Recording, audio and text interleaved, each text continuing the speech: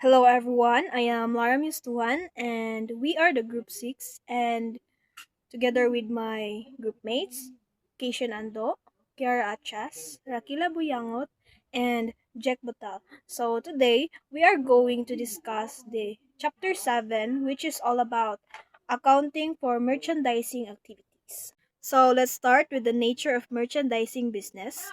So, ang kaning merchandising business is ang iyang main function is to generate revenue and sales. So, merchandising business, unlike sa kanang mga service-based companies, naga-focus sila on generating revenue. Bali kani siya nga revenue is gikan ni siya sa mga sales sa mga tangible goods. O kani siya nga goods is gikan siya sa or bali acquired siya sa other companies, distinguishing them from kanang mga manufacturing businesses nga kanang naga-produce og own nila nga mga products.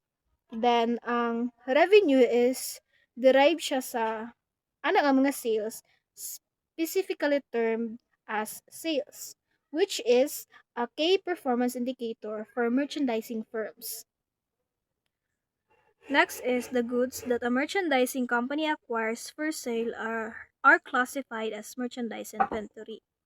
Muna siya ang critical asset sa usa ka company's balance sheet. Bali dito maga-reflect ang kanang value sa mga products nga available for sale para sa mga customers. Ang usa ka effective inventory management is important siya para ma-optimize ang profitability ug ma-meet ang customer demand. Then, upon the sale of merchandise, the cost associated with those goods is transferred to an expense account known as the cost of goods sold. Cost of goods sold represent the direct cost attributable to the production of the goods sold and is a crucial factor in calculating gross profit. Then next is the merchandising businesses differ significantly from manufacturing companies, while merchandising firms purchase finished goods for sale. Manufacturing companies engage in the transformation of raw materials into finished products. This distinction affects their operational processes, accounting practices, and supply chain management. Next is the retailers and wholesalers. So, merchandising companies encompass both retailers and wholesalers, each playing a unique role in the distribution of goods to consumers. So, ang retailers is bali nag-ooperate sila as final point of sale, selling merchandise directly to customers or the public. Bali nag-provide pud sila og accessibility and convenience, catering to individual customer needs. While wholesalers, on the other hand, act as intermediaries in the supply chain. They purchase large quantities of merchandise from various manufacturers and then resell these goods to retailers. So, wholesalers streamline the distribution process, ensuring that retailers have access to wide range of products. Then, bali ang ilang kanang like supply chain dynamics lugar is the interaction between the retailers and wholesalers form a critical component of the supply chain, enabling efficient distribution and availability of goods to meet consumer demand. Then, next is the accounting procedures for merchandising entities. Merchandising entities follow accounting procedures for financing and investing activities that are largely consistent with those used in service and manufacturing concerns. These procedures ensure financial accuracy, transparency, and compliance with regulatory requirements. Then, marketing and administrative costs are also handled similarly across different types of entities, promoting consistency and comparability in financial reporting. So next is the operating cycle of a merchandising business.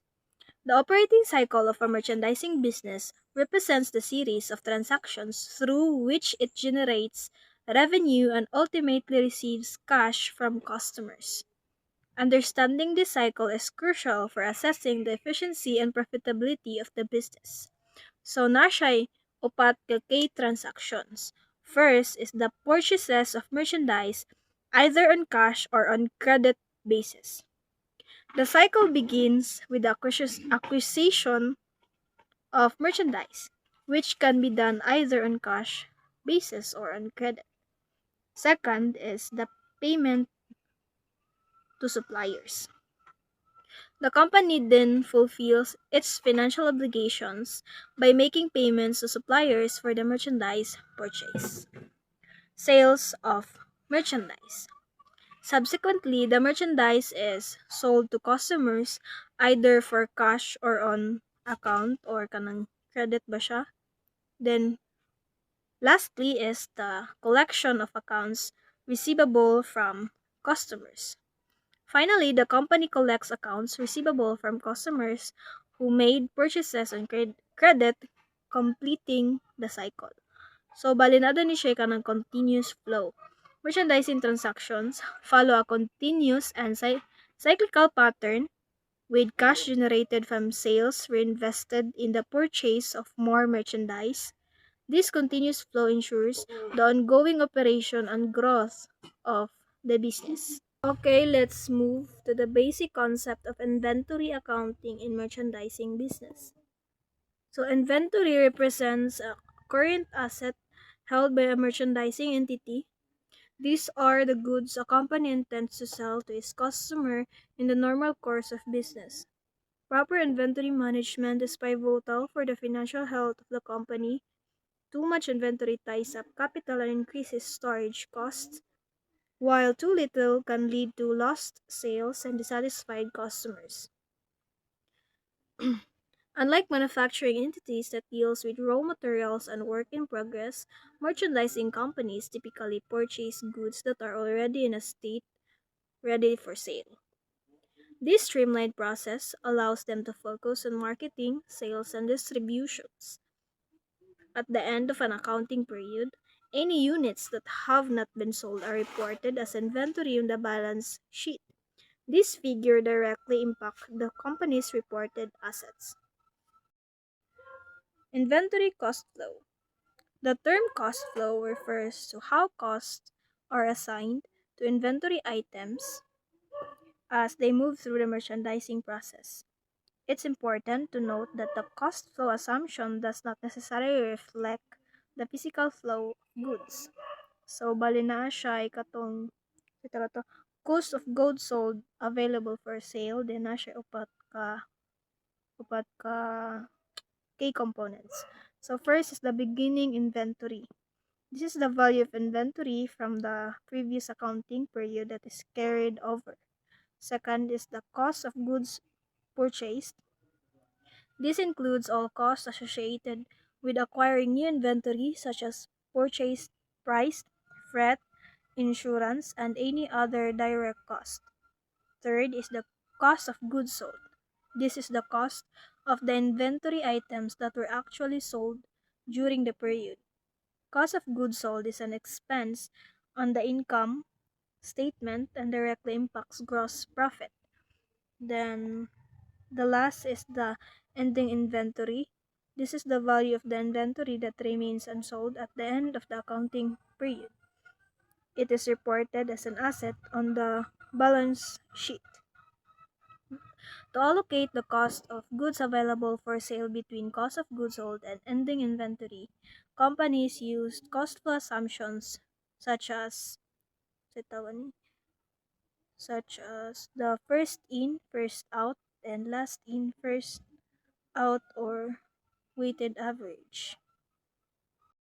So, bali na ay duha ka inventory system na ginagamit for accounting for merchandising business. First is the perpetual inventory system, and second is the periodic inventory system. So, let's move to the accounting for merchandising transactions using the perpetual inventory system.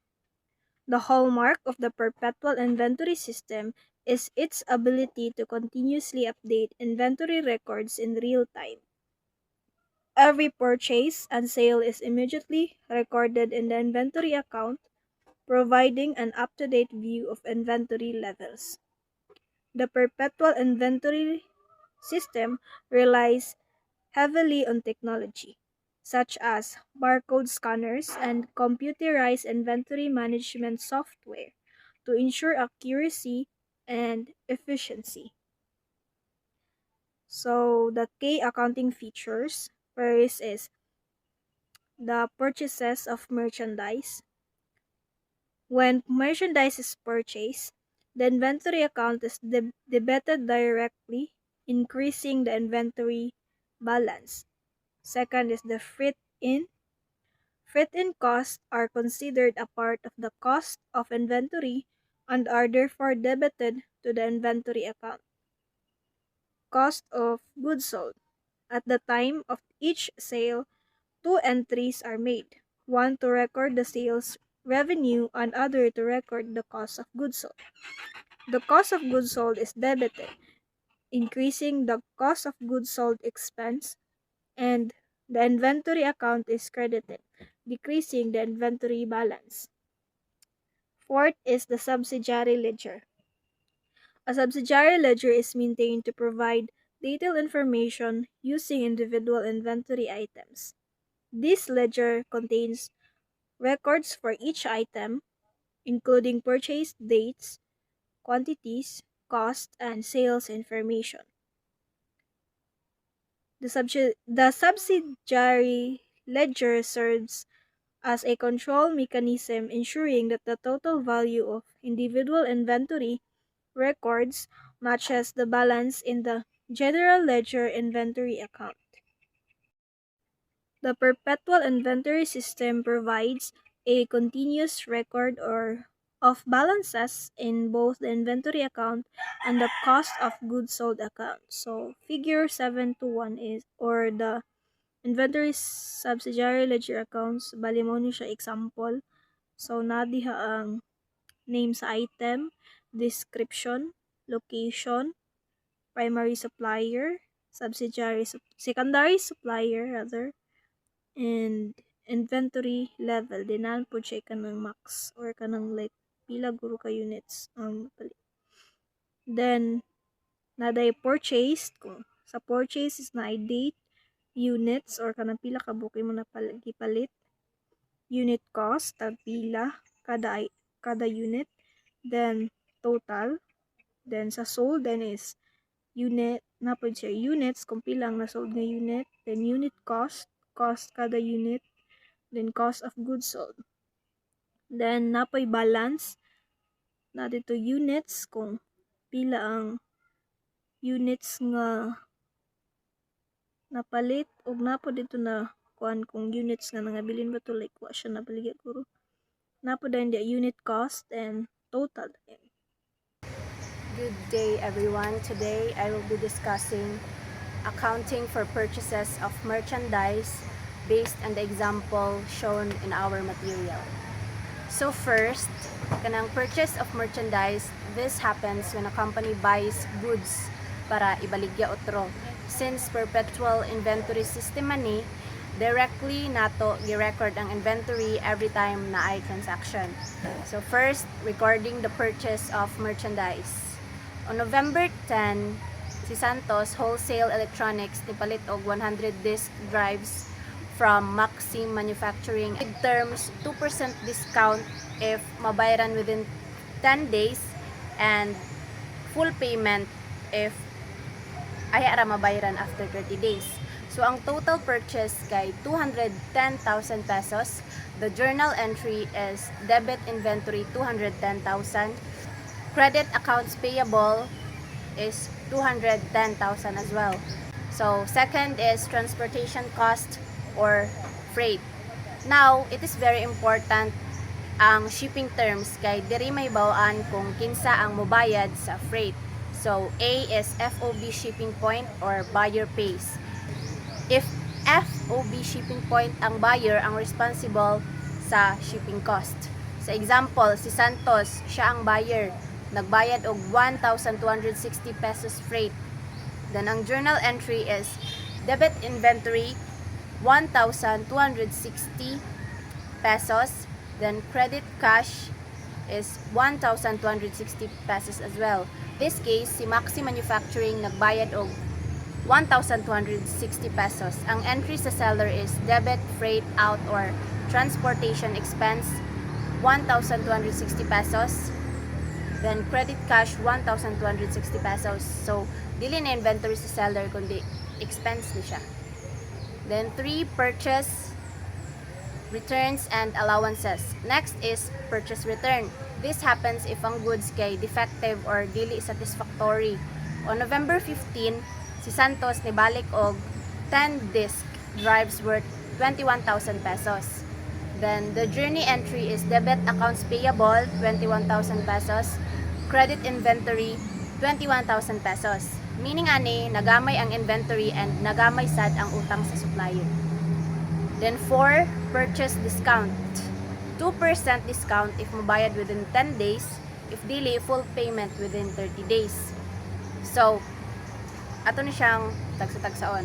Cash discount. Ang 2% cash discount, mao ni ang amount nga malas sa invoice price if early ka mo bayad. So, maka-budget pa ang buyer and at the same time, mas paspas ang cash collection sa seller. So, next is discount period. Ang discount period, mao tong 10 days. Kung makabayad ka sulod ani nga panahon, pwede nimo i-avail ang 2% discount. Credit period. Ang credit period mao ni ang maximum time nga allowed sa buyer para mabayad sa 2% discount within 10 days and if dili full payment within 30 days, ang credit period kay 30 days.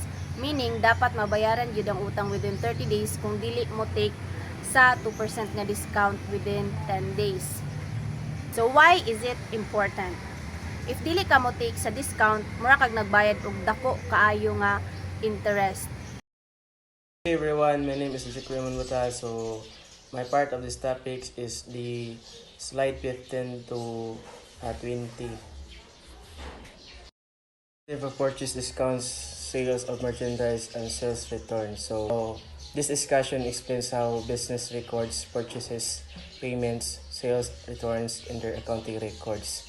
So the first is the accounting for purchase discounts. So let's begin with the purchase discounts. So purchase discount.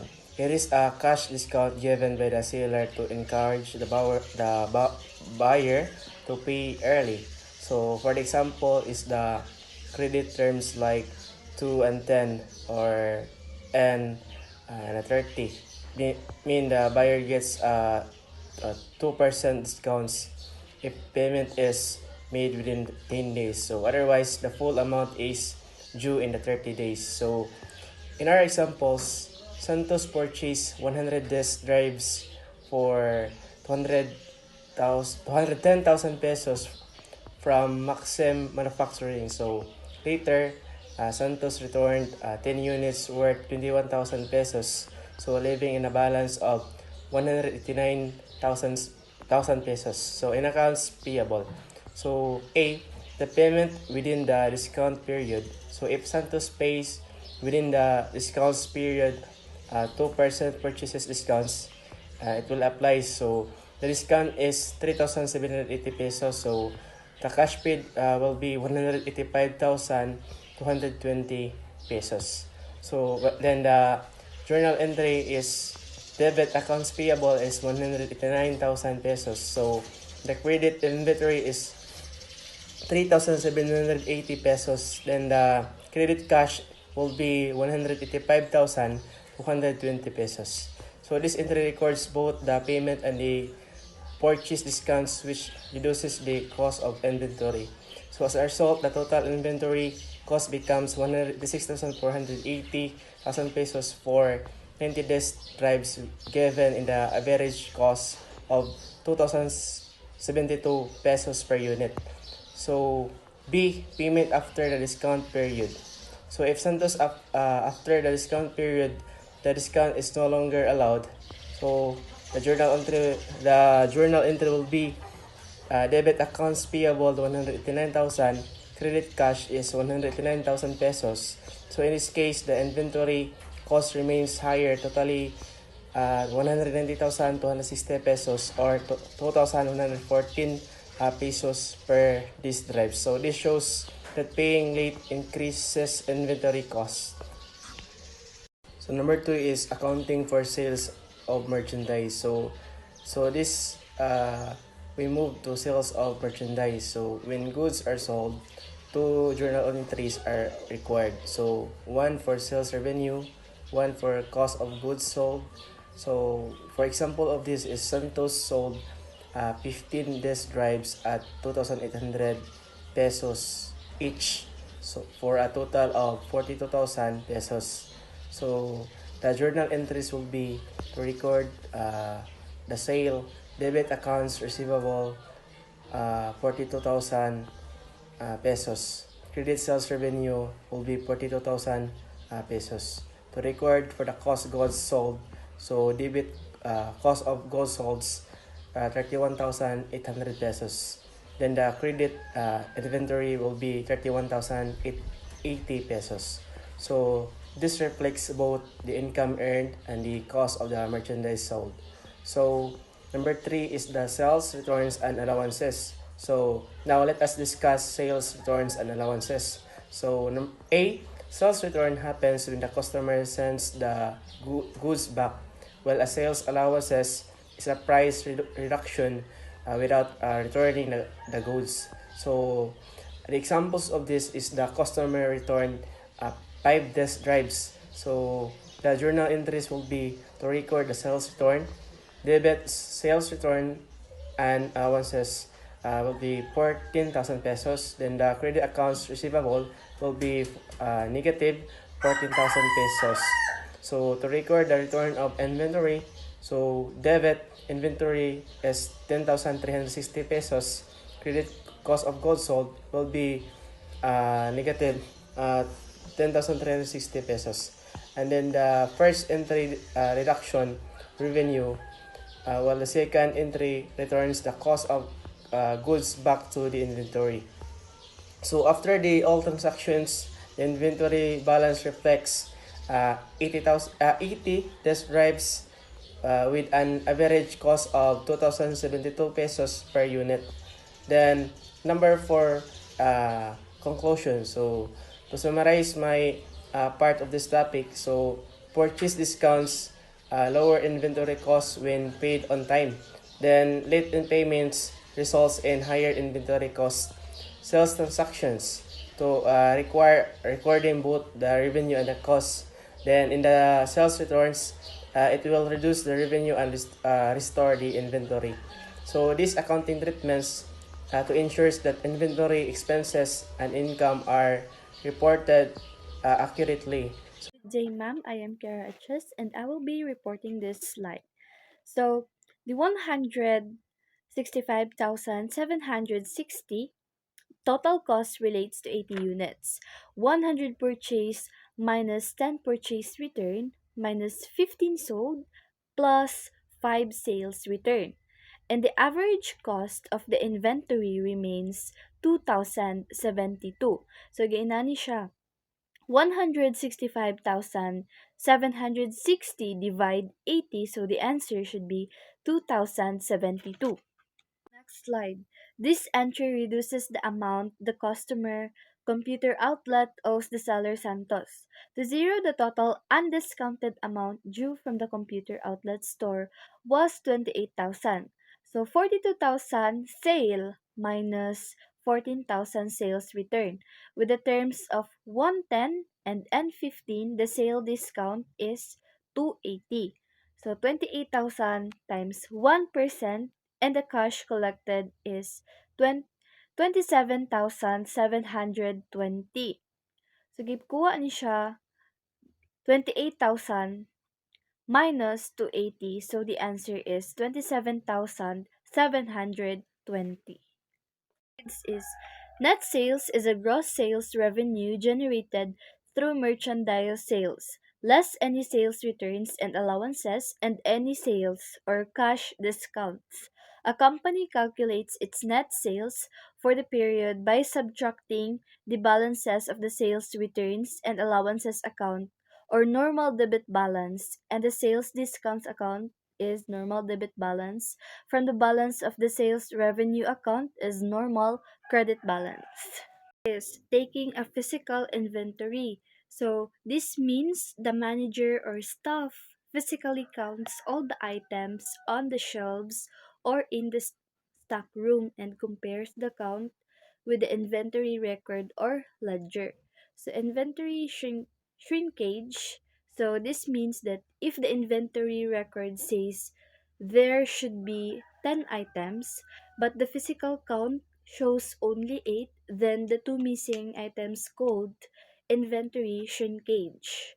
So in short, ang kaning physical inventory is mo ni siyang actual counting. Then ang shrinkage is kanang items nga na missing after counting. Next slide is accounting for merchandising transactions using the periodic inventory system. So a traditional periodic inventory system operates as follows. A. When merchandise is purchased, its cost is debited to an account entitled purchases. B. When merchandise is sold, an entry is made to recognize the sale revenue, but no entry to record the cost of goods sold. C. As the inventory records are not updated as transactions occur, there is no inventor subsidiary ledger. D. A year-end complete physical count of the merchandise on hand is conducted. So to find out cost of what they sold, they use this simple formula. What you started with plus what you brought minus what is left on the shelf equals cost of goods sold.